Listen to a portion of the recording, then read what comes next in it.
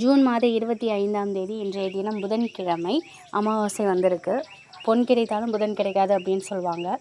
புதன் பகவானுக்குரிய அதிதேவதை பெருமாள். இன்றைய தினம் நம்ம மகாலட்சுமி தாயார் வழிபாடு செய்யும் பொழுது மிக விரைவிலேயே மகாலட்சுமி தாயாரின் அருளை நம்ம பெற முடியும். மகாலட்சுமி அம்சம் பொருந்திய ஒரு பொருள் பட்டை.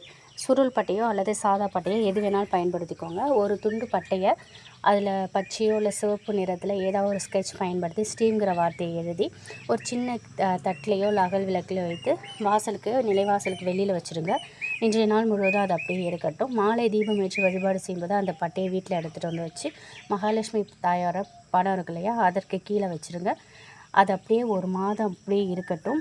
இந்த பட்டைக்கு தினமும் வழிபாடு செய்யும் பொழுது நீங்கள் இந்த பட்டைக்கும் ஊதுபத்தி சாம்பிராணி தூபம் காட்டுங்க. ஒரு மாதம் முடிஞ்சதுக்கப்புறம் இந்த பட்டையை கால்படாத இடத்துலையோ இல்லை தண்ணீர்லையோ போட்டுருங்க. திரும்பவும் நீங்கள் இதே மாதிரி அமாவாசையில் நிலைவாசலில் இந்த மாதிரி வைங்க. நிச்சயமாக பண வரவை ஏற்படுத்தும்.